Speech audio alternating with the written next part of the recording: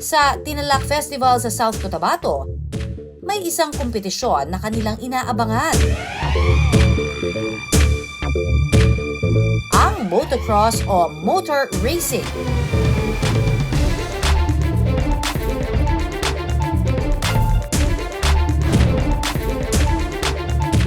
Sa kuha ng isang motocross vlogger na si Resty Aguilar sa kanyang Tingtulak PH Vlogs, ang mga manonood tutok sa mga maaksyong magaganap.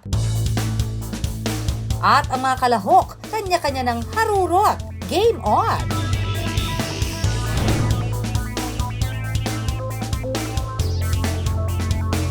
Pero hindi pa man nakakalayo ang iba, biglang may sumemplang na. Ayon sa Physical Rehabilitation and Sports Medicine Specialist na si Dr. Hubert Ko, ang mga extreme sport na ganito may kaakibat talagang peligro.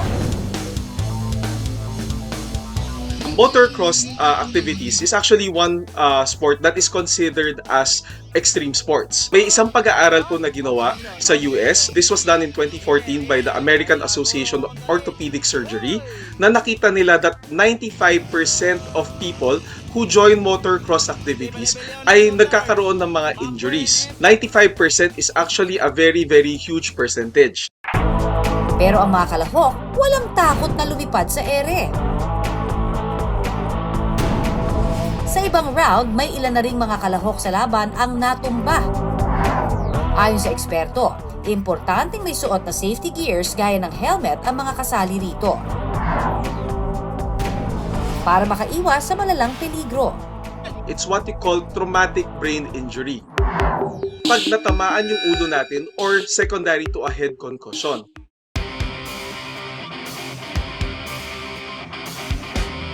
Sa panibagong round, ang manlalarong ito dumausdos, tumilapon at maya-maya pa hindi naggumalaw. If the participant is unconscious, tapos nakita nyo hindi siya humihinga at walang pulso, then you have to administer CPR. It is important, dapat meron tayong nakaantambayan na medic dun sa bawat event.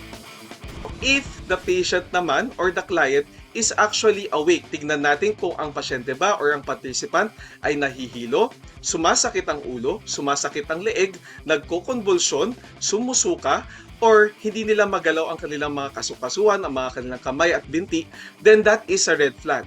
Always remember, whether it's a mild or moderate brain injury or head injury, kailangan dalhin sa ospital yung pasyente.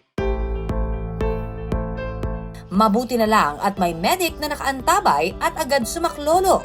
The easiest way is actually to immobilize or keep the participant still after an injury. Huwag pong basta-basta kumilos pagkatapos ma-injure or mahulog sa bike. Not unless life-threatening po ito. Ibig sabihin, may chance na masagasaan tayo ng ibang motor, then that's the time that we have to move. Pero kung wala naman pong mga ganyan na danger, then keep still muna. Ang payo ni Doc Hubert sa mga nais na sumali sa ganitong laro, you have to undergo proper supervised training. So, ibig sabihin, kailangan physically fit po tayo. Dapat aware po tayo sa mga rules and regulation and mga safety measures na kailangan natin gawin. ang larong motocross exciting mang panoorin, may nakaambang peligro din.